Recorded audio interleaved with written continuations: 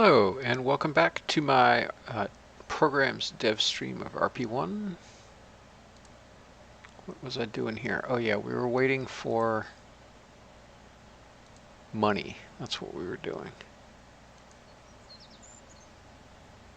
And I'm about to fly another X-plane mission to get some more space science. We just finished that.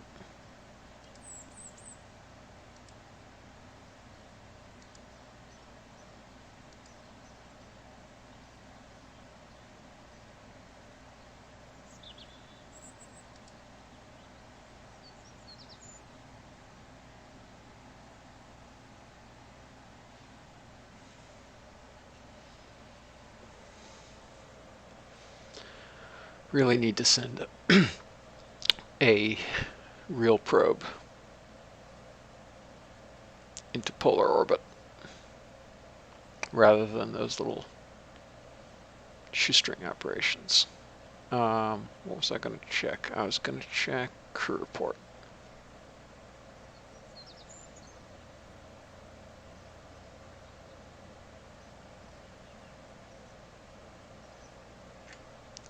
Why isn't it listed?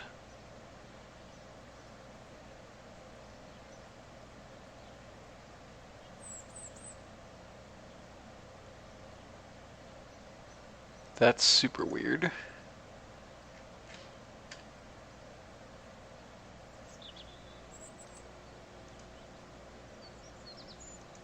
It's crew report. I wonder why it wasn't showing up.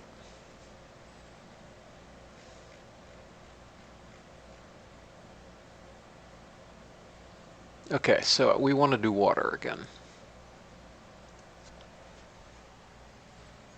Hey, Scroll. And apologies if I came across as abrupt or rude about the bug. It's just like I know what that bug is. That's KSP bug. And like I guess if I had time I would try to fix it in KSPCF, but it's the sort of thing that GOT will probably know how to fix pretty easily. And I'm kind of underwater on RP-1 features at the moment, so don't want to sign up for fixing that in KSPCF.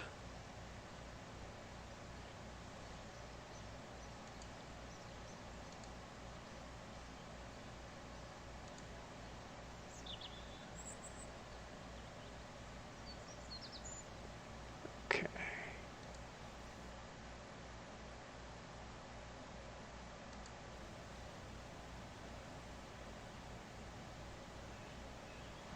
And so now we should get a fair amount of money per month, yes. So we only need a couple months before we can afford to do our unlock.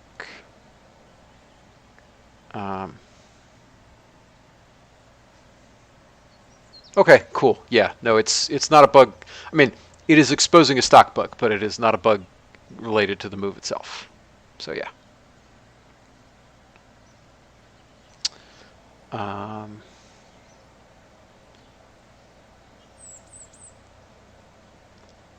Let's see.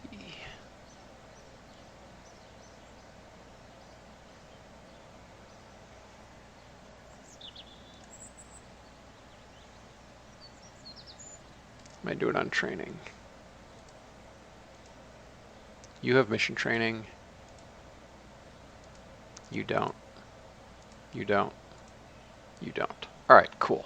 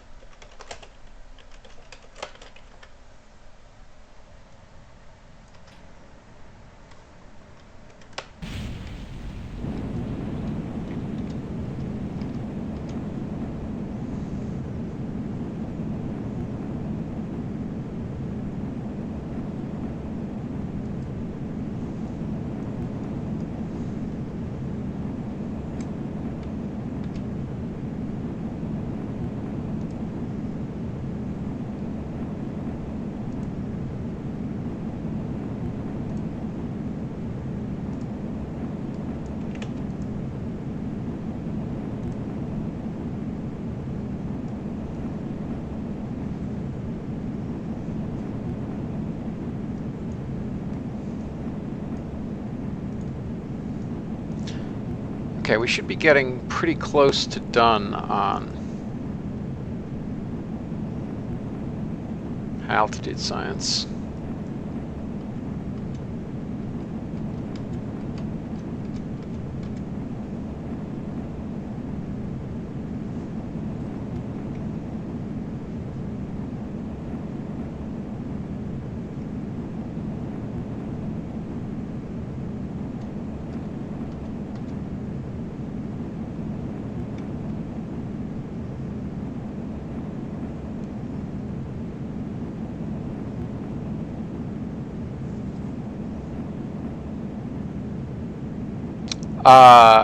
Reasonable US-based launcher for a 1-ton science payload.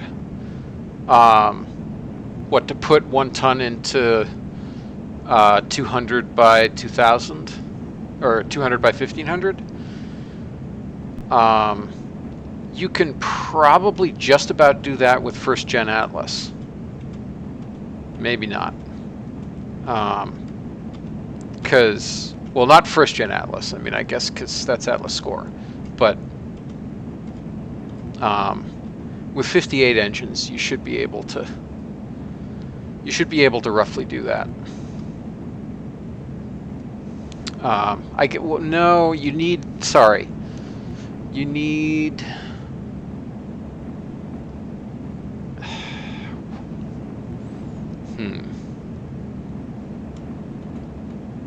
oops, I guess we're a little high.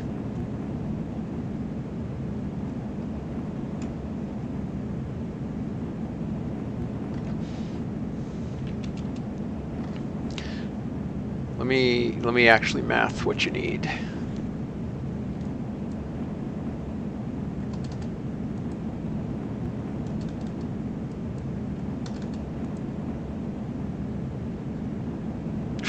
Oof, yeah, okay.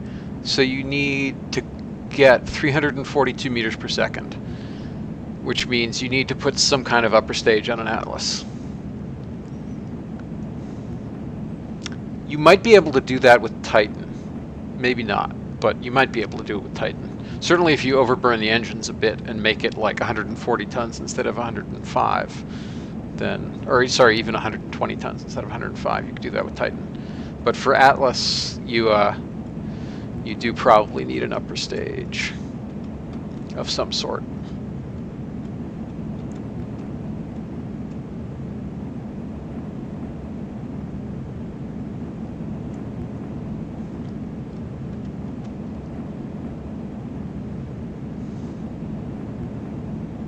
Or you could just do fatless.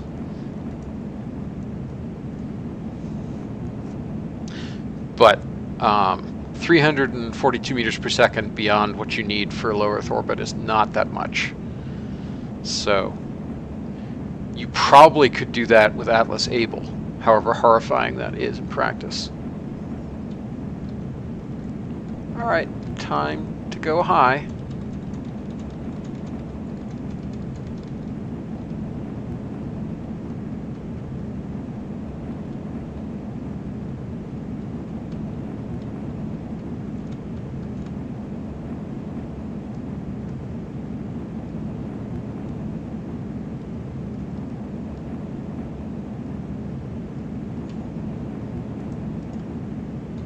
All right, that was not as efficient as before, but it'll be fine.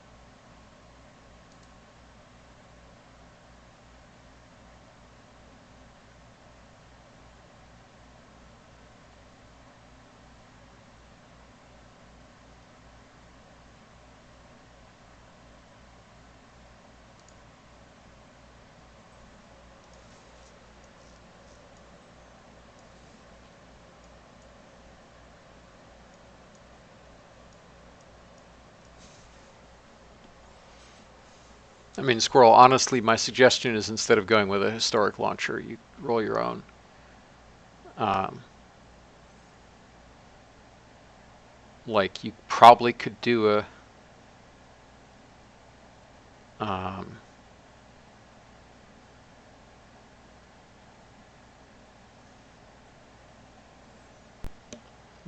what would make sense there?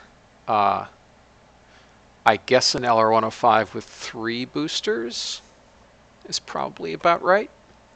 If you want to do it all in a single stage, which, like, there's no reason, like, if you're waiting for, if you can wait for 58, which is not unreasonable, then you can just do it with an AJ1042. I mean, the original Atlas concept was it was 7 engines and then 5 engines. Um, so I'm suggesting a much slimmer version of that because, so, um, you really do not need much more than what you have. Because remember, the original Atlas concept, even the 5-engine Atlas, was to launch a warhead of about 3 or 4 tons. So you're only talking about effectively a warhead of like 1.8 tons. If you figure how much extra payload to effectively low Earth orbit could you, well, not quite low Earth, slightly suborbital. Um, but yeah, you really don't need quite that much.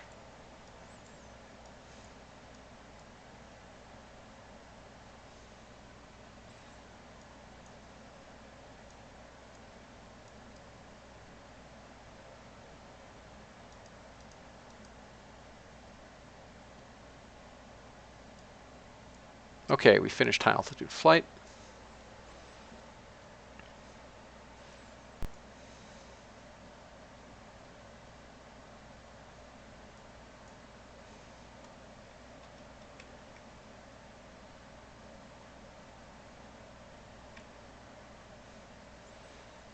Oh, I forgot to quick save. Oh, hey, Egg. That's a rare surprise and pleasure.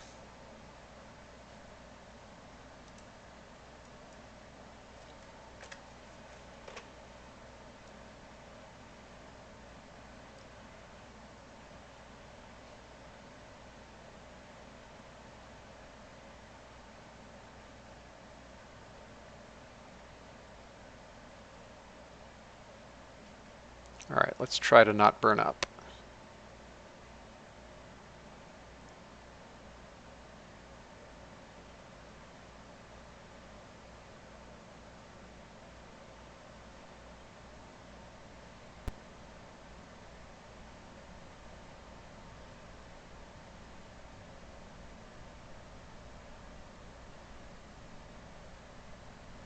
There. Unload it slightly. And go back for a zoom.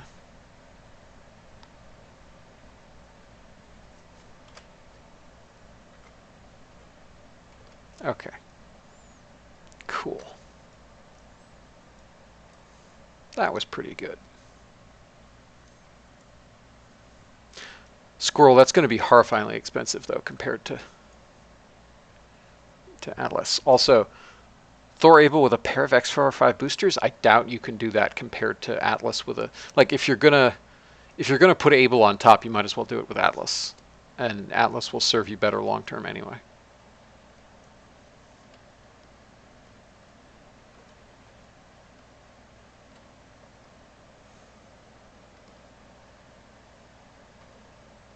Okay, let's head a little bit north. Like, if you try to do Thor Able with boosters, you're going to end up with an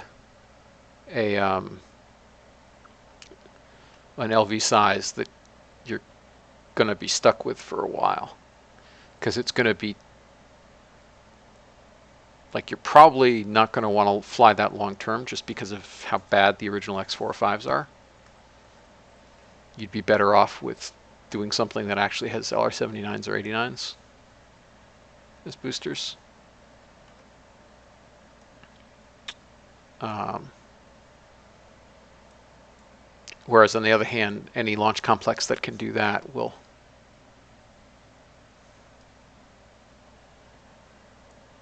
be pretty much too large for launching regular Thor-class payloads. Why am I still... Wow, yeah, I'm really far south. Need to fix that.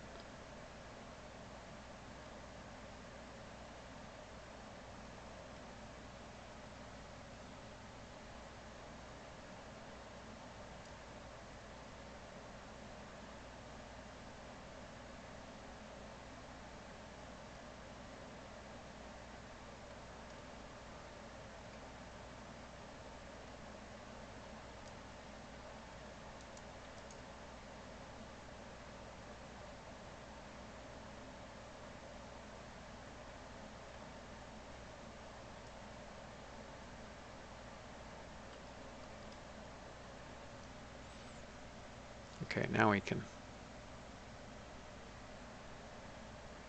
broadly line up.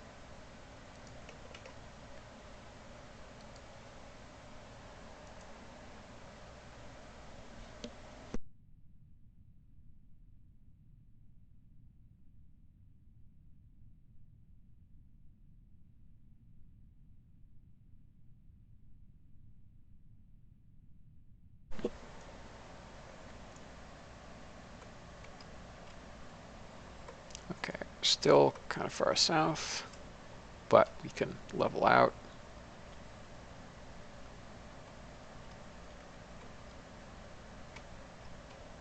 Now we actually have some serious dynamic pressure.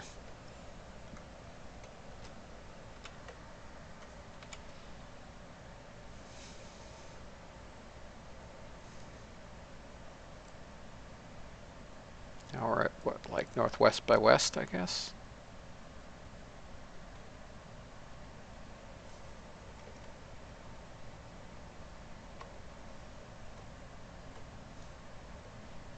Still very much supersonic.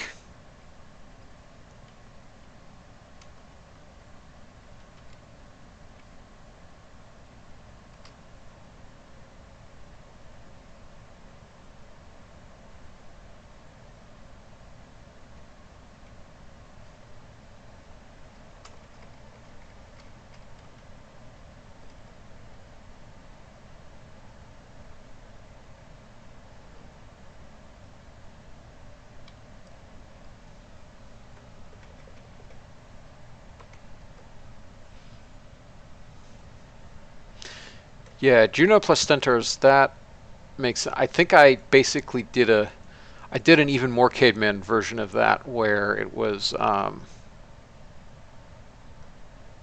had, I think, A4 boosters for a moonshot. Maximal still beat me, of course, but I was really happy with that moonshot.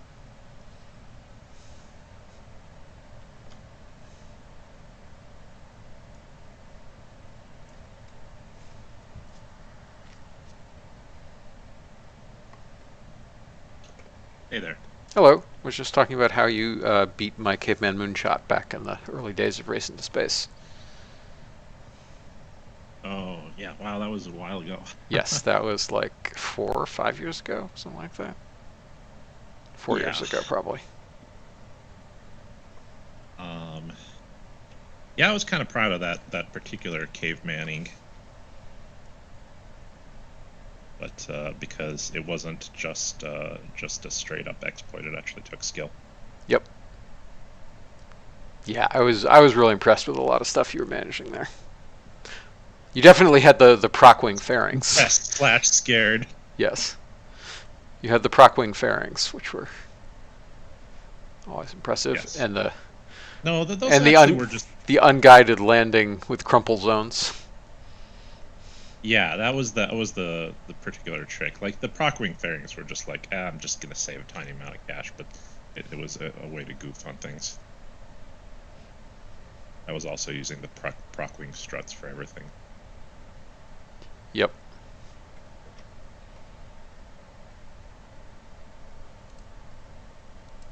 Anyway, so I was thinking a little bit about all of our difficulties with PC programs and LCs, and I don't have a great solution for all of it, but I had thought that one of the things that is happening is that people are kind of just their knee-jerk solution is to fill up every LC with engineers as much as they can because like why wouldn't you, I guess. And that's, I mean, it's actually the worst strategy to use. You actually should only add enough engineers to get the things done that you think need to be done, because then the engineers you do have build up the most efficiency possible. So maybe as a way to incentivize, like thinking through that process, adding, a per engineer per bench cost to an LC might get them to, like, I don't know, think about it. I But mean, overall, yeah, good. oh no, go ahead. Overall, I think, like the big like root cause is two things. One, there are, far fewer instant gratification moments of, like I just got a bunch of cash and then I'm gonna throw it at the things that I need to go to next. And as then part and parcel of that, there's more, yeah, there's more planning. Like it's just, like you were just sprinting to the next milestone, sprinting to the next milestone, sprinting to the next milestone, doing all the things on the side that you could fit in while you're getting to that milestone. But, like that analogy I made of just standing on the gas the whole time was essentially true. And a lot of people are complaining, like, well, now I have to think about whether I should launch a rocket or not. I mean, I think that's true, but I also like this was why I pushed so hard for every contract gives you rep, is because I do think that you need a compelling overarching loop, but you also need a compelling moment to moment loop. And like the more And I that don't your instantaneous actions are divorced from rewards, like the less compelling the moment to moment loop is going to be. And I wasn't disagreeing with that. More, I was disagreeing. The rep is already kind of a mushy reward because it falls into like the budgetary system, so it Yeah. it pulls out, like over time. And it's extra mushy when you have it splattered over everything with all the contracts giving it. So that's why we were looking for that other currency to deal with. Hmm. But I wasn't disagreeing. I mean, like I agreed with that thing that I posted to you, and PAP, that yeah, it's a gratification issue, and also kind of like a next target issue. Like people, like, you want kind of a quest list or something like that. Hmm.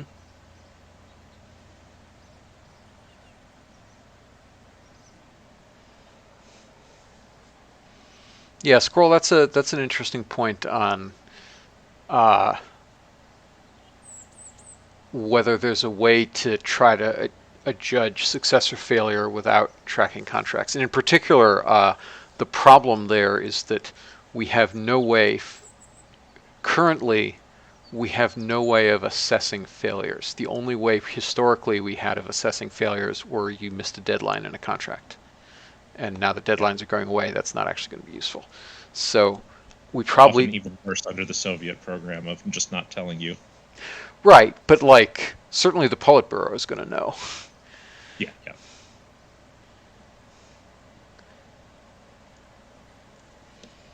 Yeah, like I tend to think of,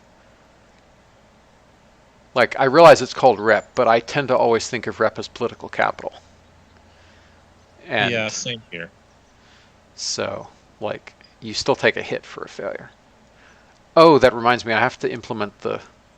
Oh, did I already implement the Kerbal thing? I may have already implemented the Kerbal thing. I can't even remember. Uh, let's see, I guess you Harmony. could try and, I don't think I would do this, but you could try a like a system in pool where you say this ball is going to go into the corner pocket, and then if it doesn't end up doing the thing, then but you have to call your shot. Seems kind of Yeah, that's seems adding friction where it's yeah, like I have to now click an extra box that says this thing is going to this place. right, And then exactly. essentially we're creating a procedural contract to run in the background for that, which is quite a lot of firepower. Well, I mean, you could still have it just associated with an existing contract. Like, I'm not sure if Squirrel's saying that you have to every single launch, because I don't think I would say every single launch is going to give you rep somehow. That seems like incredibly abusable. Just like, oh, I'm going to launch the same rocket over and over and over again, and it's always going to go to space. Yay, that's rep.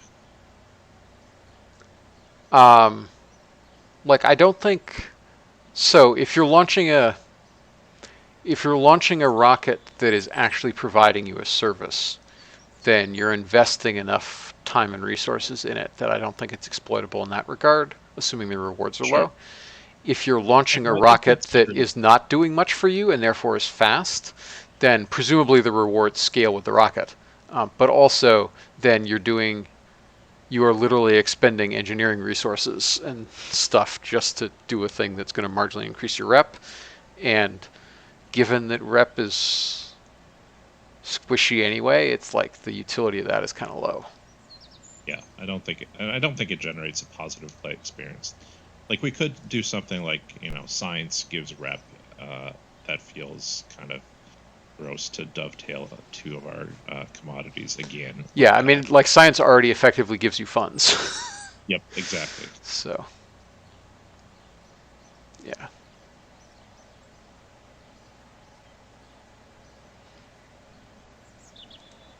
All right, did I get all the. Yeah, this is a super weird bug that crew report isn't showing up.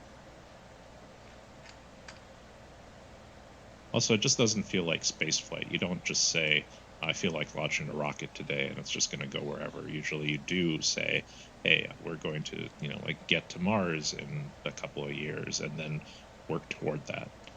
And Yeah, but like there's also I mean, most missions of note have abort modes. Um, where like all the Apollo lunar missions had the abort to orbit mode, and shuttle flights had abort to orbit, and like there are so there's historic precedent for try to get salvage something from the mission, and B like that can be pretty fun. It's like try to figure out something useful to do with the thing that you launched and it failed. And like obviously you sure. take some rep hit, but um, it's not equivalent. Like you should you should take less of a hit for salvaging something for it because that's actually both good gameplay and like you really can feel pretty proud of yourself for that. And it's good if the Well, I mean, game you're still recognizes. salvaging engine DU, and you can salvage any experiments if you get them to something useful. I don't know about salvaging like some sort of like metric for determining. So the issue I see is that it's much more easable to imagine that's that system will be entirely abusable than the marginal benefit it's going to give us for some sort of system that says, like any rocket you launch gives rep based off of, like Squirrel's suggestion of flight time or something like that, um, versus like here's a bunch of quests and you actually need to fulfill those quests. And if you fail to fulfill a quest, launch another rocket. Fine, like the real Apollo program, they might have gotten some marginal benefit, and eventually they're going to make a movie about that failure and stuff like that. But adjudicating that seems impossible. Um, I mean, yeah, probably, but it's. I would like it if cool stories were more like were actually represented. But I agree with you that it would be very hard to handle well. Yeah, I mean, cool stories generally come from UGC and people deciding this is cool and posting about it versus some sort of gameplay system that determines whether something was a cool story. Occasionally, you get that from emergent solutions being a cool story, but I don't think what we're talking about would generate an emergent solution. Not on the face of it, at least. Yeah, probably not.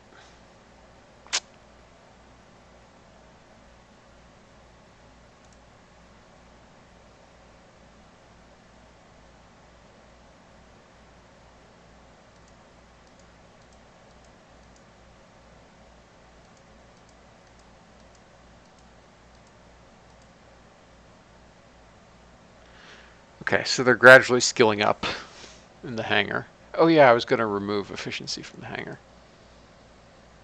Well, I didn't.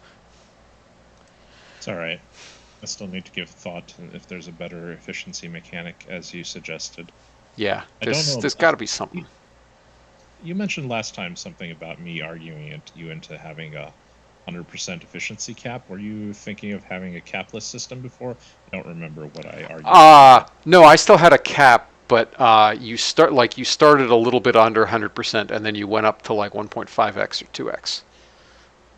Oh, okay. So it's just a different number. Yeah, no, it's literally display, like the Okay. I mean, I don't care if it's a different number or like you're building up stars or something like that. The thing that matters though is that people are saying this is another number that I need to cap out when yep. really strategically it's a decision that you should make whether it's best to cap this out or not. Yeah, and it's also like it feels like there should be strongly diminishing returns, but it still feels weird that it caps out a little bit. I guess so. Yes.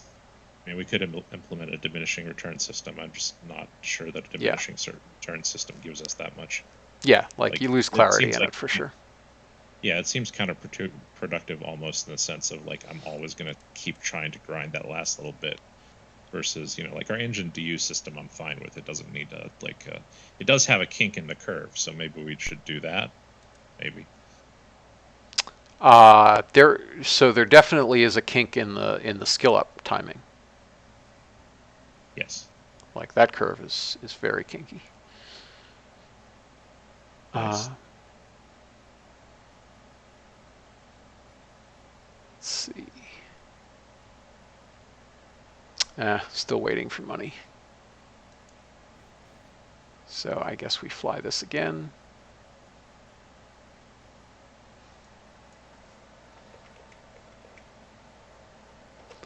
Oh, crap. Well, that was a waste of money.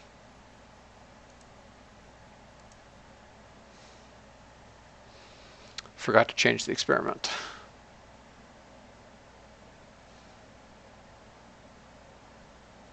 So that's another week of warping. Crew science. Hypersonic flight.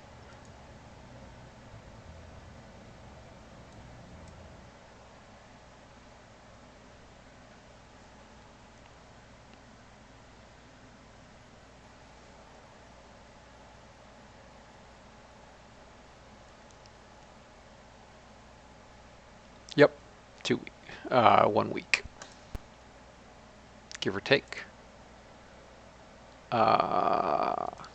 Survey says yes, 1 week.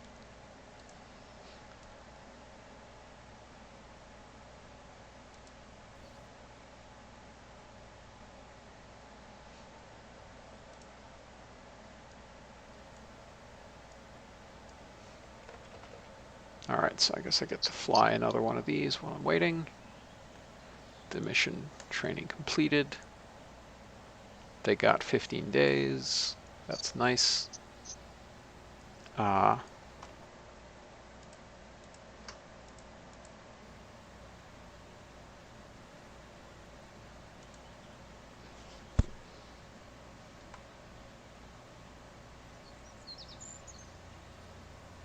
And let's start the opposite direction. So we'll get a little bit of both. Maybe. Probably not. Always put chutes on it and get yet other biomes. I mean, I can land fine in other places. I just don't want to pay the time penalty on recovery, although I guess it doesn't really matter. Yeah, fair.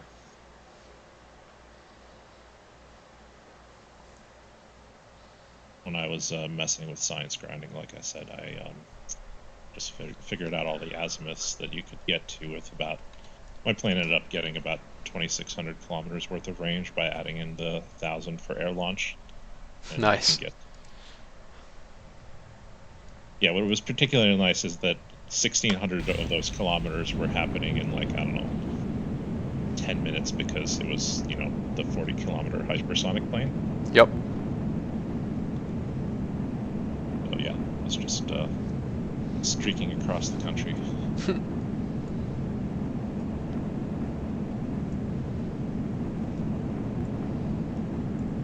Yeah, I guess I could try to just get hypersonic science this way instead of crew science, given that I'm going to be flying Mercury before too long. So yeah, I'll just do that.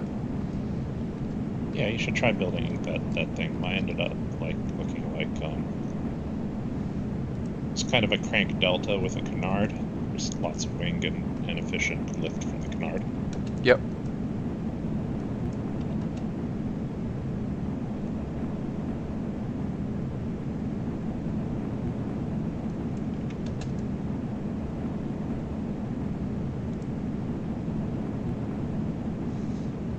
It was actually a lot of fun to fly because optimizing it was fun, but also it would start burning up the cockpit at the very end. So it's like the pilot was very close to cooking before I shut the engine down. I was using the X2 cockpit for it rather than the X15 just for cheapness' sake. Yeah, makes sense.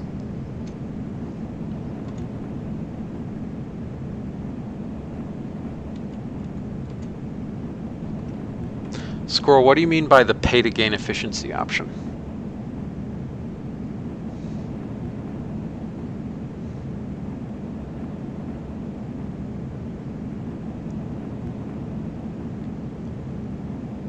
Really just to pay money to have your engineers do nothing but gain efficiency while the LC idles otherwise.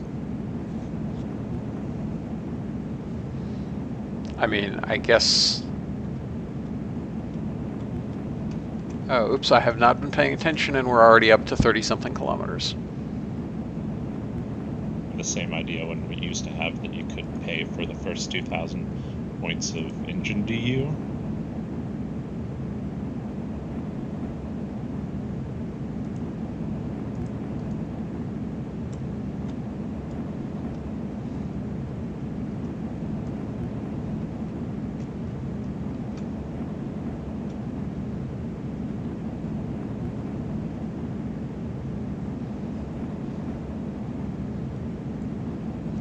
Oh, anti-rush, but like...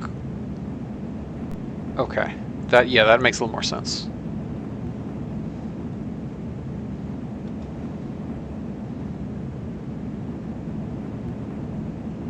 I don't know what altitude is actually going to be best for this now that I think about it.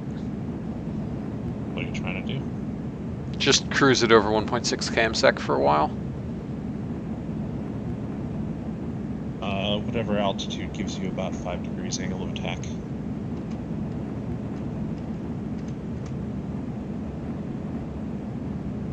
So lower than that one, because I'm still at 7.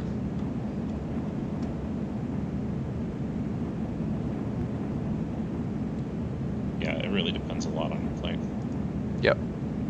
Wait, why do we have...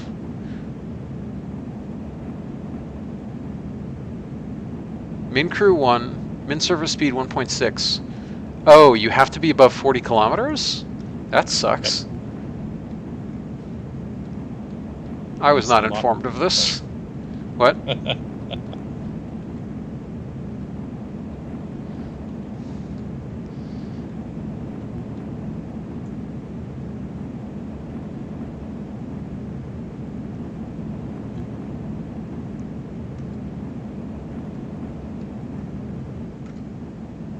Like I said, hence it makes sense to put a lot more wing on there. Yes.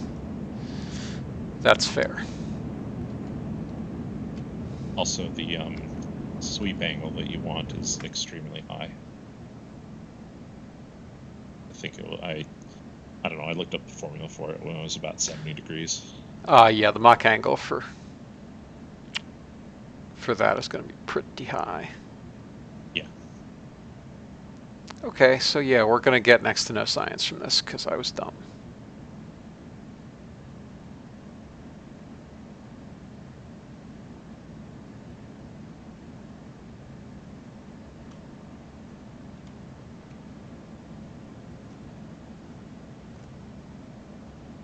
Yeah, as I said, it was a fun optimization challenge to try and get I think it was the full 8 or 10 minutes that you could get on a single flight worth of Yeah. hypersonic science. It's also much harder now that we have stair-step throttling. Oh, yes, that's fair. If the wait, what's the bottom 20, threshold for 25%. Like, I guess I could shut one of these engines down, and I'd have yaw, but it'd double my burn time. That is actually what I ended up doing, because I wanted. I mean, regardless of whether you added stair steps throttling, my flight profile was maximum throttle to get to 40 kilometers and 1.6 km/sec, and then bottom of the slider throttle from then on. Yep. And I was still gaining velocity there, so I would use the engine ignitions to loosen velocity and then gain it again, loosen velocity, and kind of ping pong between 1.6 and 1.8.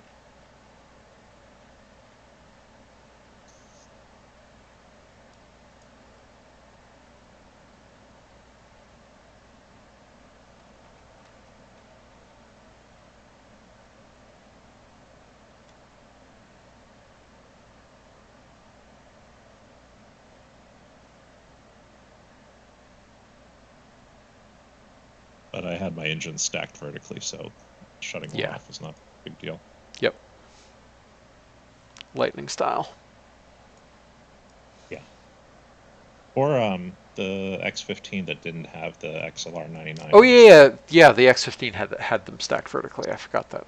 yeah. Highly traditional. Yeah, for once. Also, interestingly enough, I'm probably only barely going to make it to the coast.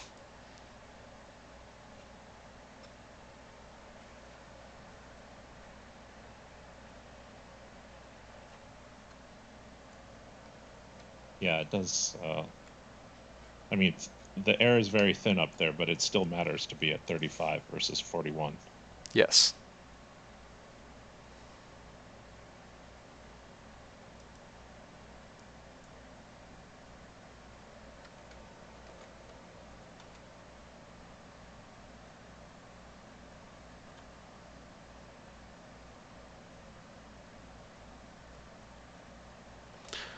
Okay, well, that was nice while it lasted.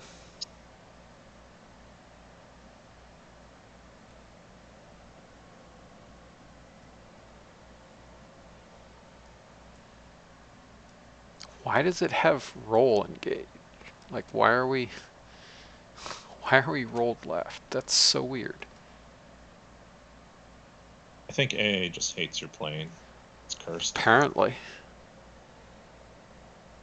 we're supposed to be lined up on 90 degrees, and you'd think we would be, but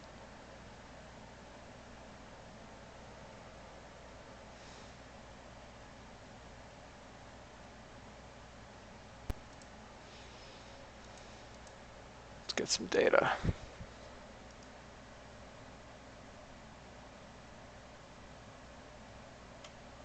That's horrific lift drag. Yeah. Yep, it is. Even my plane's lift to drag was round 3 at hypersonic at 41. Yeah, this is 2.7, so that's not too bad.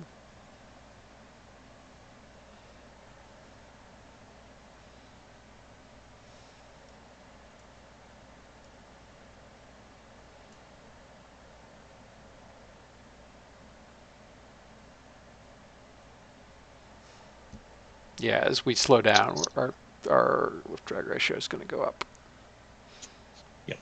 so that's nice. Well, you're not actually worried about getting to Canaveral. I mean, you could Yeah, go at this another point, I guess I'm not. Given that it's over there already. Yeah, I mean, you could make it to Atlanta from here probably. That I doubt, but I take your point.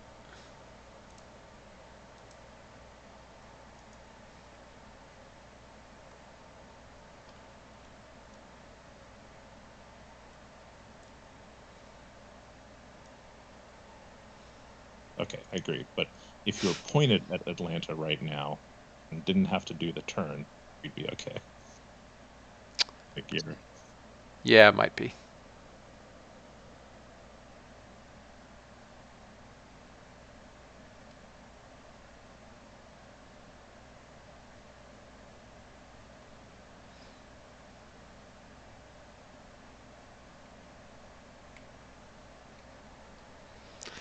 Yeah, I mean, point being that what I wasn't counting on was the excess energy we had from velocity rather than altitude, which was considerable. yeah.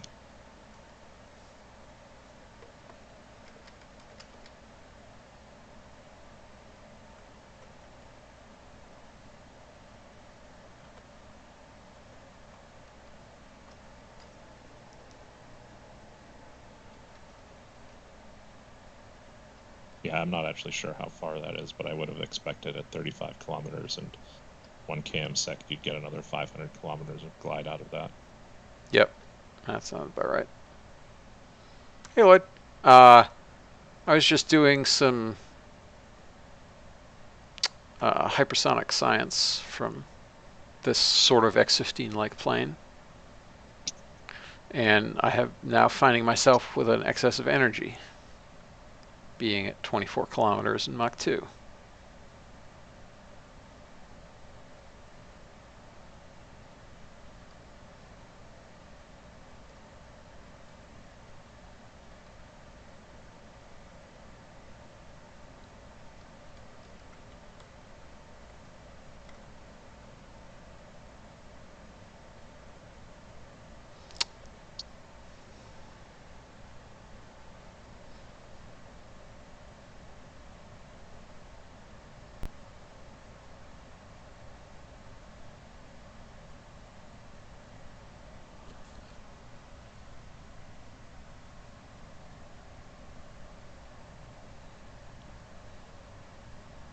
Yeah, the TLDR is that we flew a rocket plane and we're about ready to land it at Cape Canaveral.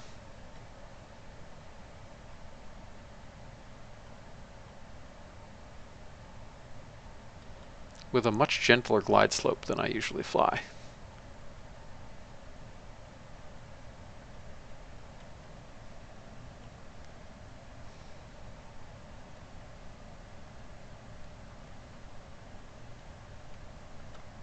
You've been less swan dive about it lately. Just depends on the flight profile.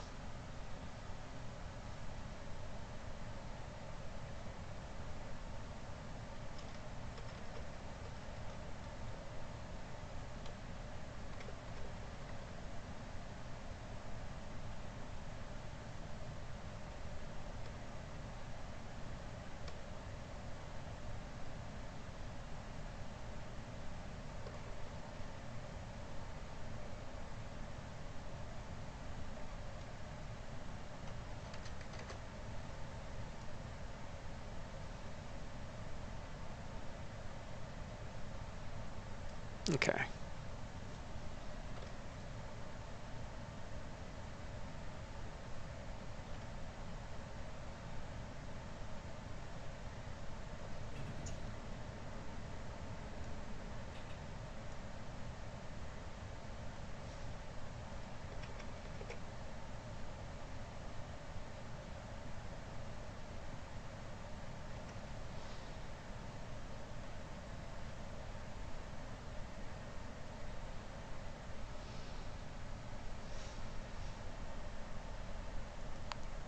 Okay.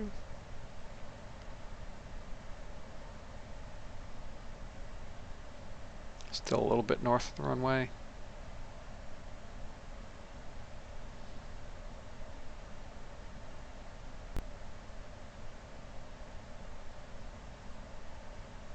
Okay, now we're lined up.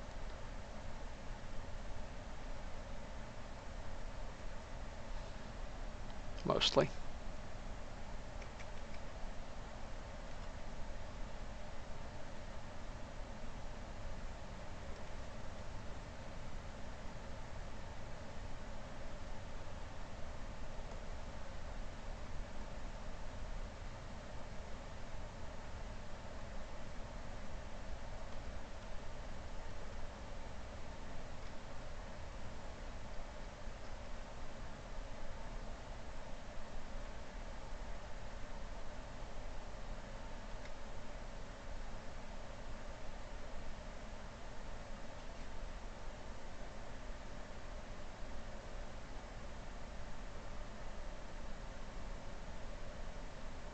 Okay, that was reasonably smooth.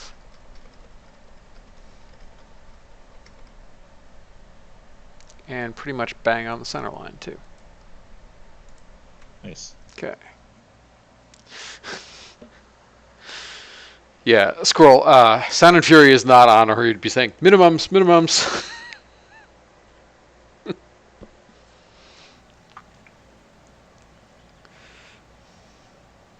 They must turn that off during landing approach, right? That would be so annoying. No, because, like, that means you're out of glide slope. Yes, that basically, so, in fairness, Douglas made it, so of course it's carrier capable. Like, the whole conceit of that aircraft is that Douglas made it. Like, right down to the decals on it. Although it doesn't look like the historic Skyflash, so.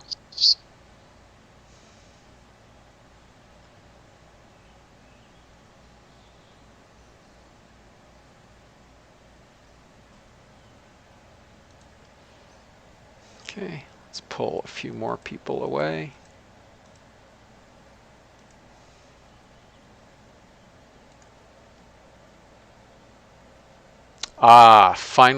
Finally, we've gotten out of the hole that changing the funding from crewed spaceflight is done. So, yeah, over the next 3 weeks, we'll probably get enough money to finally build a Thor Able.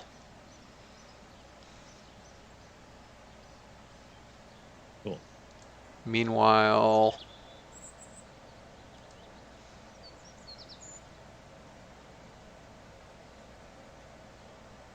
yeah, that barely extended the retirement because I didn't hit space. So yeah, these people are going to retire before Mercury, I'm pretty sure. Unless I get a big, well, I'm going to get a big jolt of science, and then I can get, I can cue Mercury maybe, and then they'll be in proficiency training for Mercury, and that'll hold them around for a while. Would it not be better to fire them and get some new astronauts before you get Mercury? No, because the training for Mercury is going to take about a third as long as it otherwise would, because these people are already been trained. Okay, fair. I mean, I guess I don't know when your Mercury research is going to land. Yeah, yeah. No, because I finally committed the effectively training has ECMs now, which it was always supposed to have, but never got around to doing.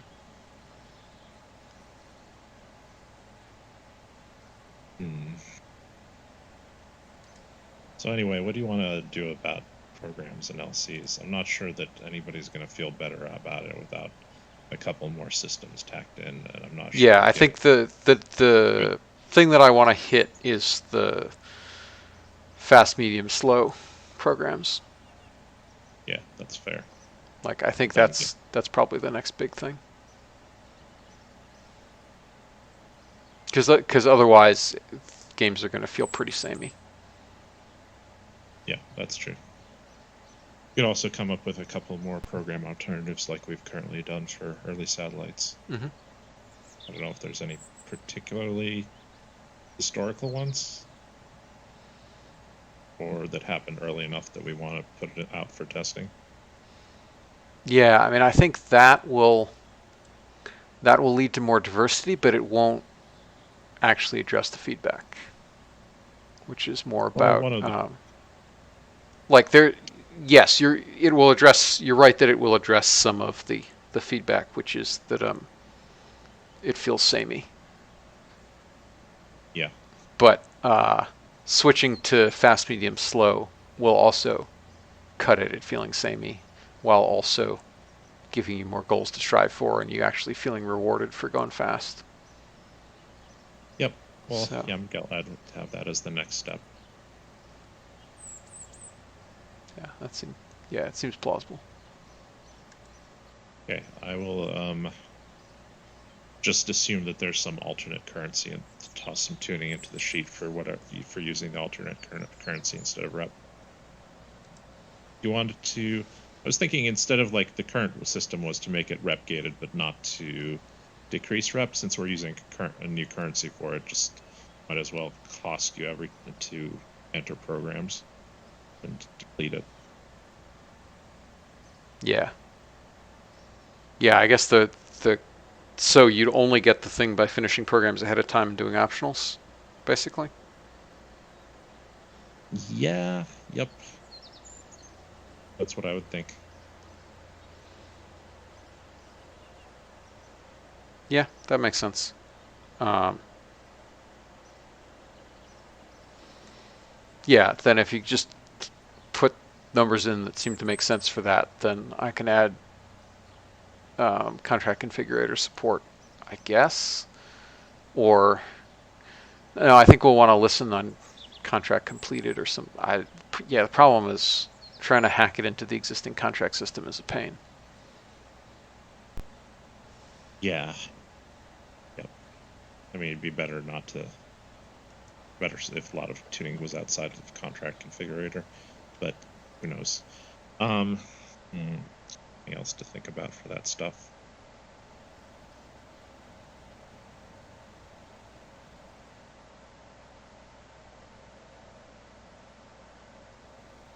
We could switch the secondary benefit of gaining science to getting some of that as well instead of the unlocking the Isn't the engineer. I mean, I guess that yeah, but I feel like that's yeah, because there is a somewhat optional component to science. Yes. The other thing that we really need to think about is how do we account for you not having crew science if you don't take the X Planes program?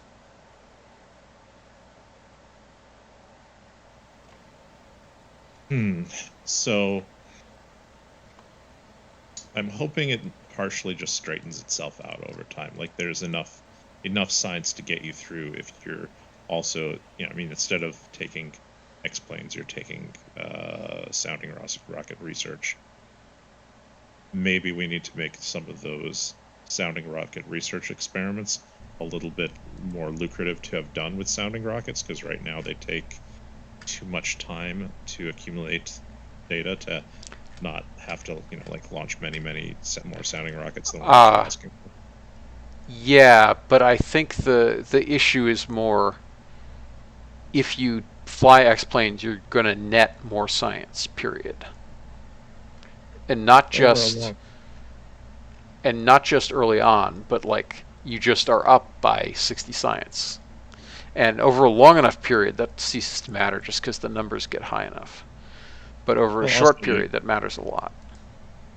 you'll also get some of that science for potentially doing crude and crude suborbital, right? Like you can do those with, No, maybe you can't do it no, with we're crude. I'm talking solely about the flight science. So Mach 2 flight, supersonic flight, Mach 2 flight, high altitude flight, hypersonic flight. How did we address this with the other no plane system? because I never really cared about Uh, the we the just feature. multiply all other science rewards by like 1.05 or something. I forget exactly, but pretty sure there is some change there. Yeah.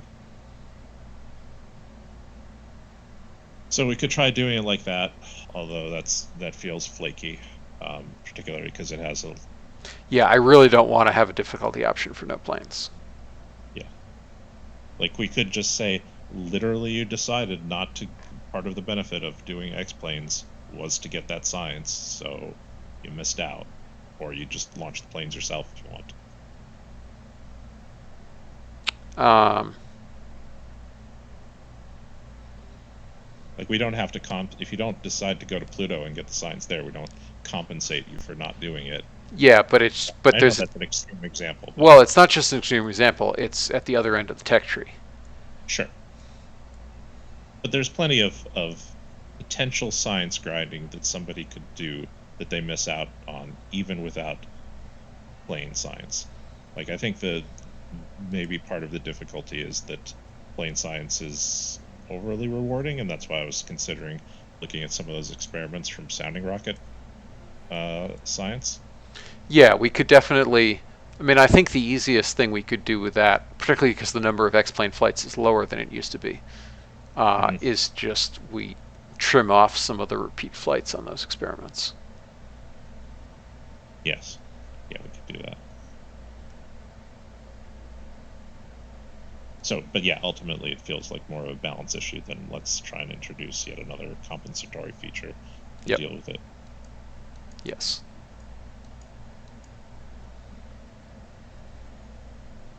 Ooh. I need to wait another couple days, and then I should be able to afford it.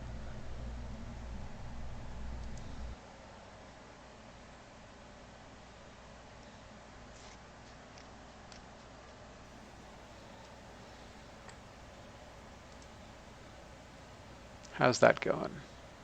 80 days until that's done. Did I buy the com upgrade? Let's find out.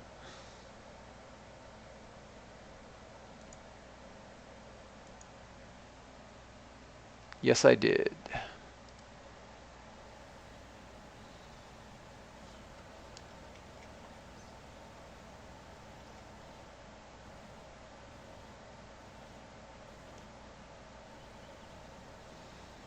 Okay.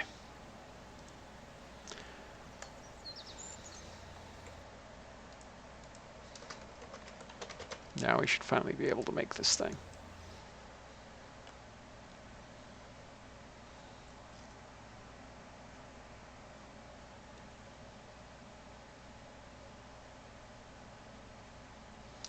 Oh, squirrel, that's an interesting point. Yeah, that's plausible. We could do that. Is attach it to the first generation of crude science for capsules. Yeah, that would pretty neatly solve the problem. It doesn't solve the problem of you lacking the science early, but that's probably fine. Okay, so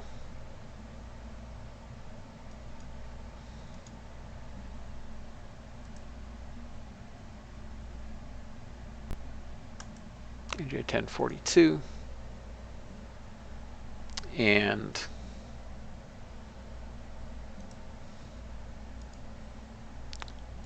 I think I actually want to. Yeah, rated burn time is 2 minutes and 30 seconds. It's launch complex. Okay. Yeah, so we can extend this a bunch.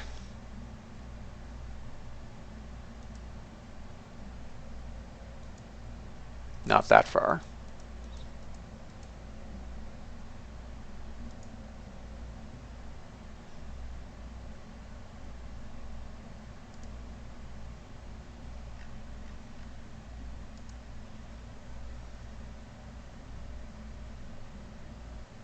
Add something like 10K units of helium.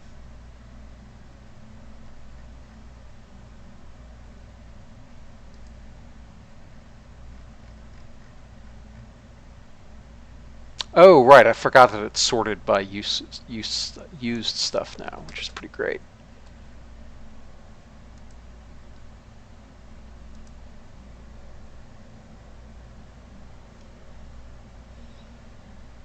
Okay. I'm not sure if that's not way too much helium.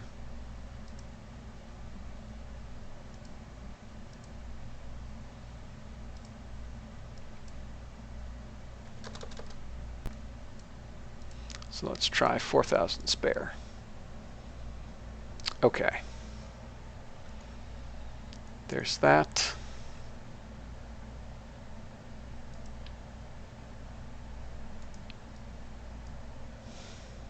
This mass is 2.7 tons. What's in here? GCRC.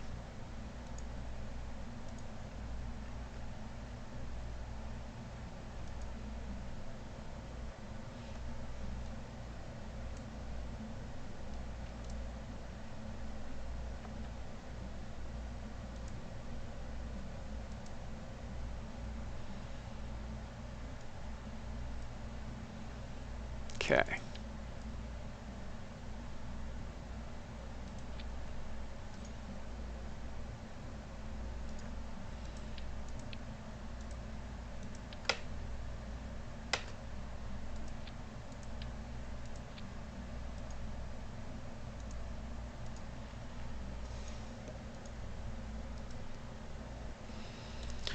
Okay, I'm going to sim this.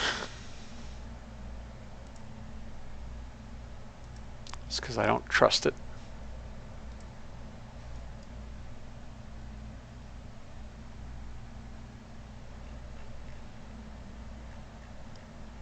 But it's probably fine.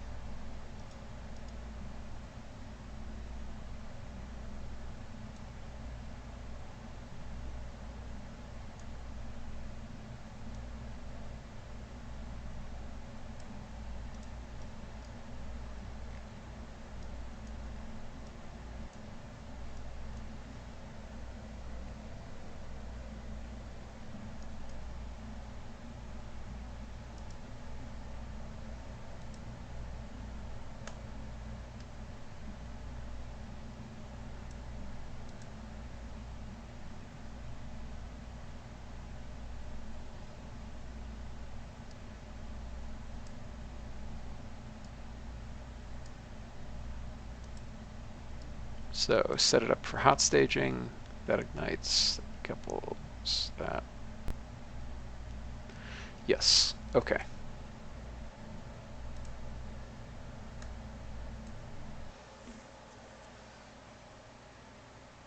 Egg, the payload is just a lunar impactor.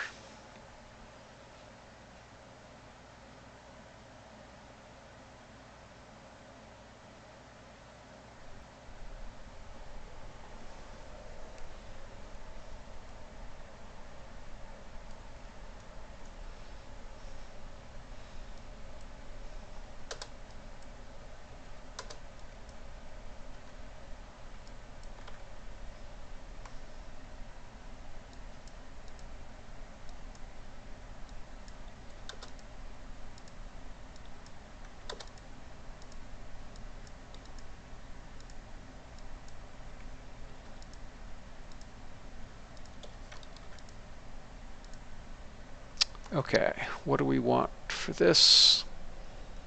1.31. 0.6 is probably fine. Try 0.62.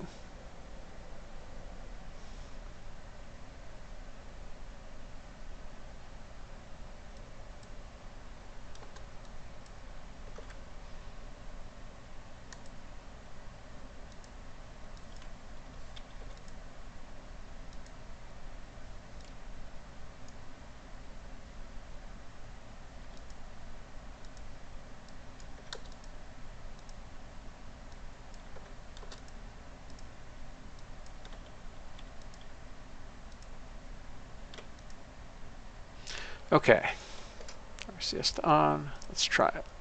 See what happens.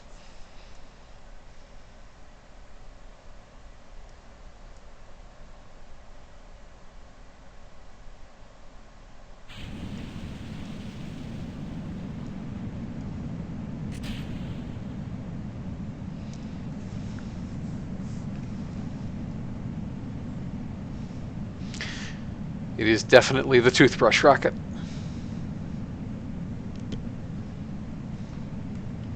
When I was building that weird lunar lander, I was kind of thinking of it like as one of those egg dropping science experiments.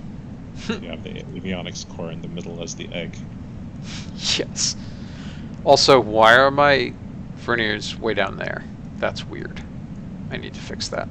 I have no idea why that happened. Weird.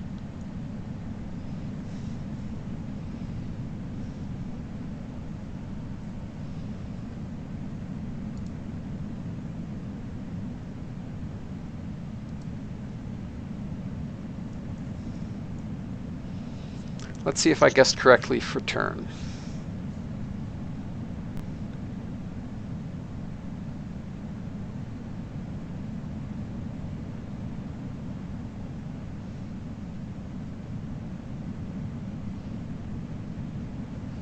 Yeah, I'm overlofting, but I think due to the high dynamic pressure, I kind of have to overloft.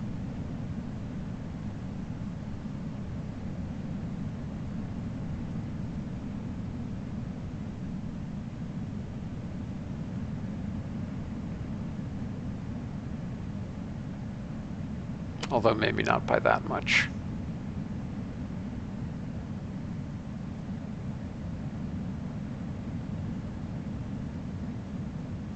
Yeah, we'll see if it gets flickery flamey.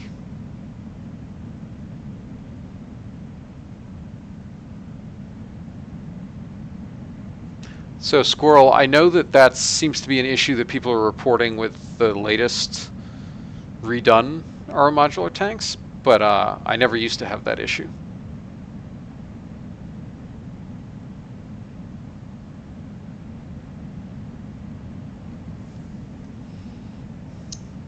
But you got away with no heating issues. Yep, so we can definitely pitch over more.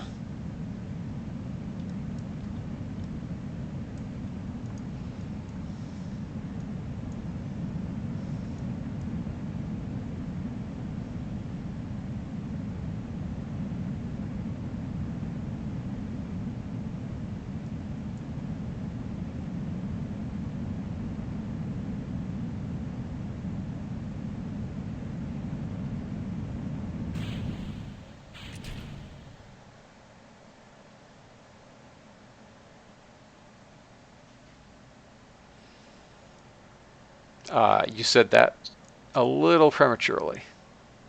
Apparently I did.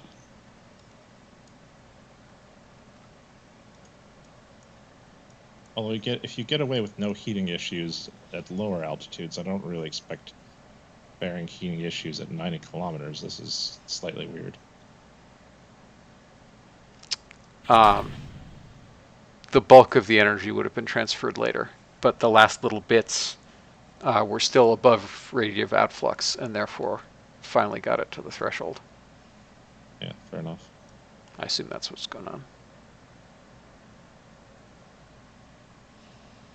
Okay, so yeah, we have oodles of excess capacity.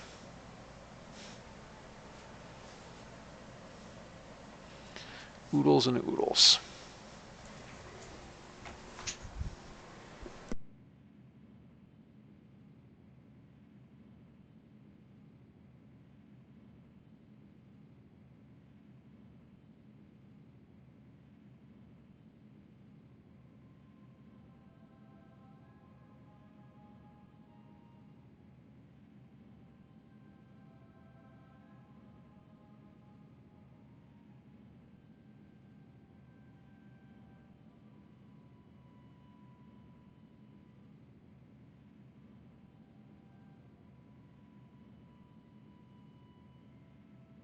Turns out my strategy of mostly reusing existing rocket designs has paid off once again.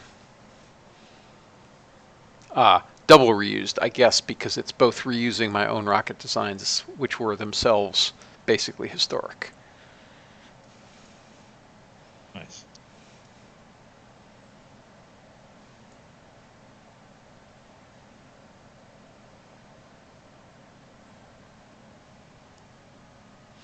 So yeah, we have over 500 meters per second in the tanks.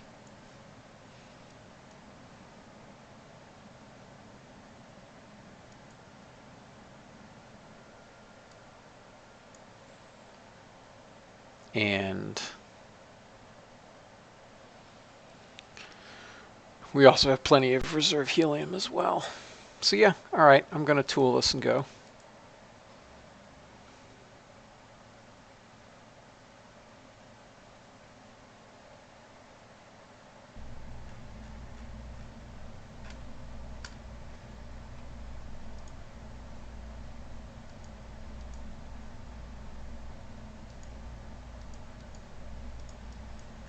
Oh, interesting. This doesn't actually have an antenna, though.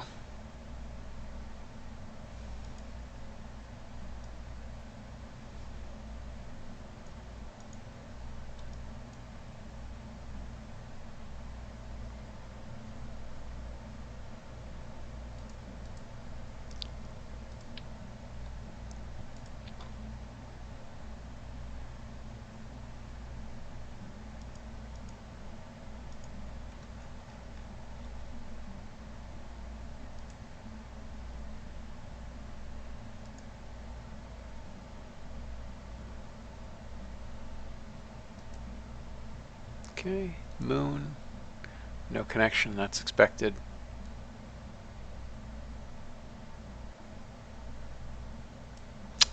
Oh, and right, we need to do that.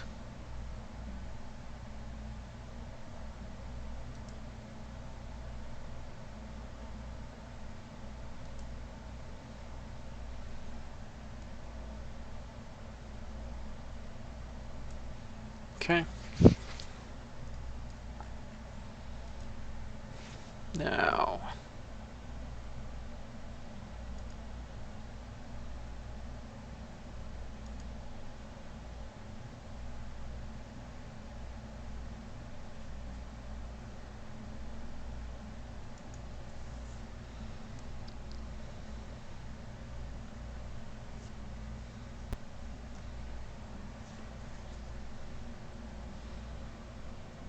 okay, that's fine.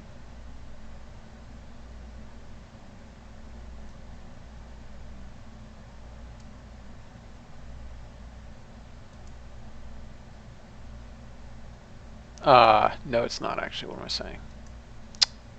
No, this needs to be mass spectrometer. There.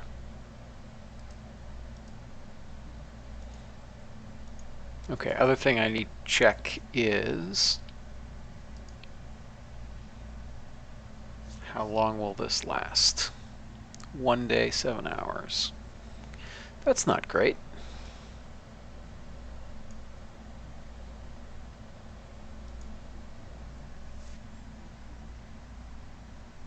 Okay, 3 days, 15 hours if I turn off that. But we're going to spend at least some of that time awake.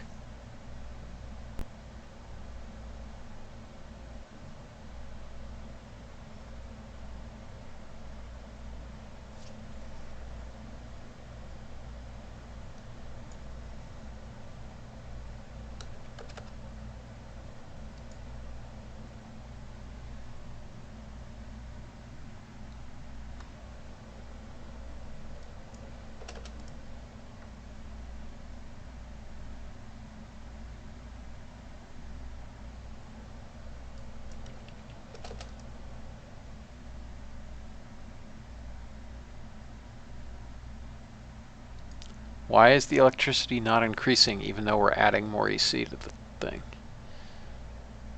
That's super weird. That's weird. Okay, now it updated. That was very strange. Oh, this must not fire the on-vessel modified event or something.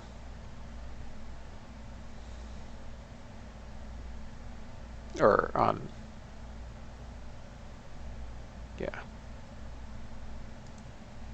Something like that.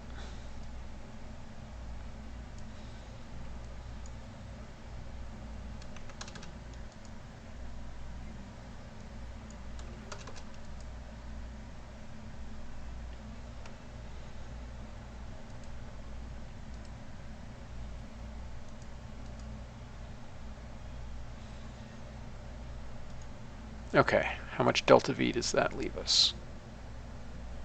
That's still going to be enough for TLI. I'm pretty sure.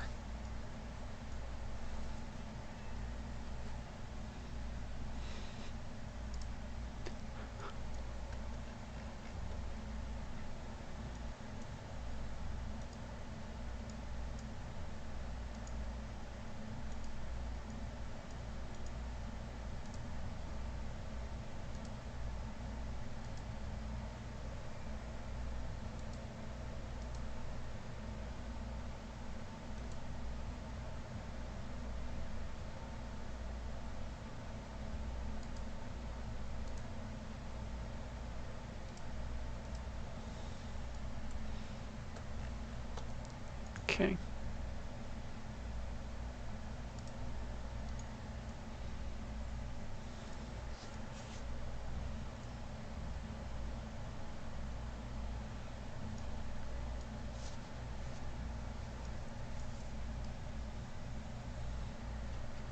Cool, okay. Now we should be able to tool everything.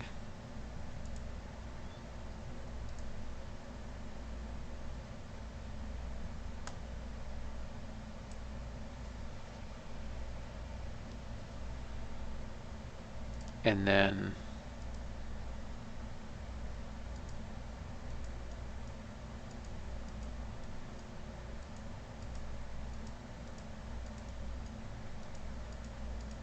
come on.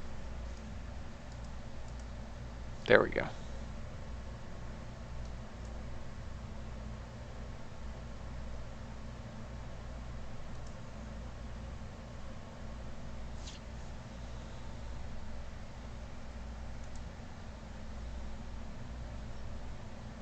Whew, can just barely afford it.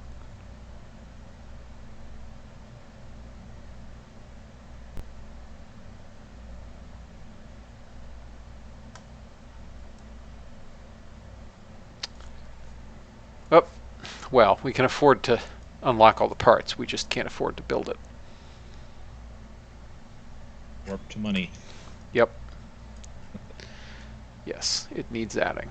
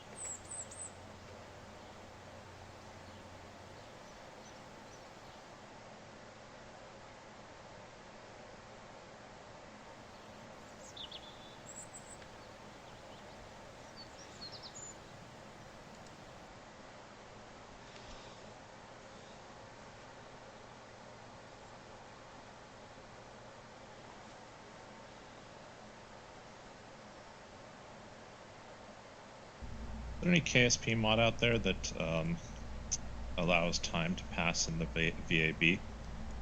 I don't know. Might be useful with this updated system. I mean, doesn't really matter. Oh, you mean waiting for cash? Yeah, like just There's definitely some oddities in the VAB that I yeah. don't like, as CMAF found, and we can't even ask for Planetarium get a universal time because it's not even correct, because Planetarium isn't running there. Okay, makes sense. So yeah, I wasn't recommending. Yeah, Egg also says it would break a bunch, and yeah, be nice, but all right. So that's queued up, but I think I'm going to call it quits because I'm getting pretty sleepy. So, Okay. Maximal, thank you for joining. Right. Thank you to everybody watching. I will catch you next time.